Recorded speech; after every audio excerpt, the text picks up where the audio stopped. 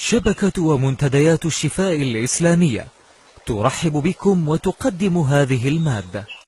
وأن خادم الحرمين الشريفين وسمو ولي عهده الأمين وسمو النائب الثاني إذ يعزون أسرة الفقيد والشعب السعودي والعالم الإسلامي بوفاته لا يسألون الله جل وعلا أن يتغمده بواسع رحمته ومغفرته ويسكنه فسيح جنته وينزله منازل الشهداء، إنه سميع مجيب، والحمد لله على قضائه وقدره، إنا لله وإنا إليه راجعون. سماحة الشيخ عبد العزيز بن عبد الله بن باز. الله أكبر الله أكبر.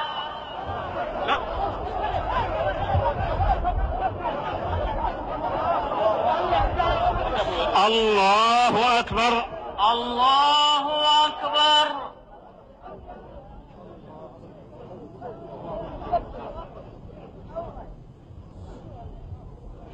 الله أكبر الله أكبر.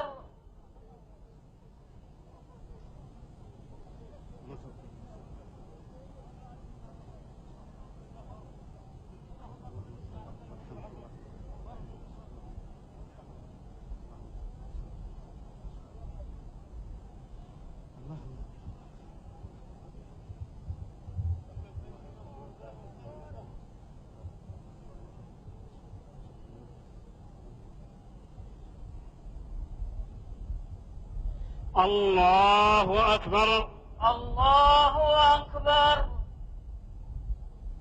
السلام عليكم ورحمة الله. السلام عليكم ورحمة الله.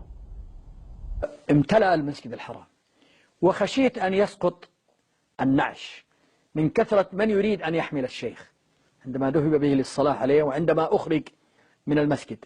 اجتمعت في جنازة ابن باز رحمه الله الحشود والجنود والوفود والبنود، تزاحمت فيها الجموع وسار الناس فيها كالموج الهائل. حضر جنازة أعداد هائلة من الناس من مختلف مناطق المملكة ومدنها، بل حتى من الدول المجاورة وخاصة دول الخليج. الله المستعان، اللهم اغفر له وارحمه. وكيف لا أبكي وقد تربيت معه 14 سنة. اطوي سجادة الصلاة ففيها من بقاياه ركعة وسجود، ودموع بها من الخوف كانت عطر أيامه وهن الشهود. وأضيء مصباحه إن دجى الليل على جانبيه يسر وجود. أيها المبصر الذي ما عرفنا مذ غرفناه غير بئر تجود. يا أبانا وجدنا وأخانا ومحبوك والد وحفيد. أي دار تركت فهي حياة في رحيل عنها يكون الخلود. أي درس تركت فهو سنان ما توالى على القديم جديد. تموج السطور لذكر ابن باز ويعلو على هامة الحرف نور، ويجري القصيد ليحكي الحياة حياة الإمام التقي الصبور. تموج السطور لذكر ابن باز ويعلو على هامة الحرف نور، ويجري القصيد ليحكي الحياة حياة الإمام التقي الصبور.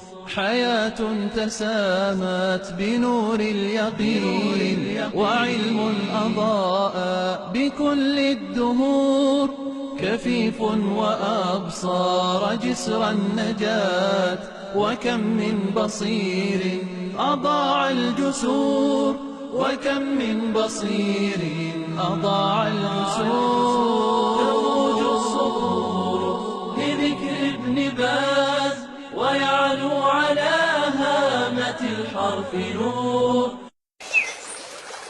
لمشاهدة المزيد من المشاهد نسعد بزيارتكم لنا في يوتيوب الشفاء، www.ashfa.com. تمتع معنا بنظرة نقية بعيدا عن المحاذير الشرعية.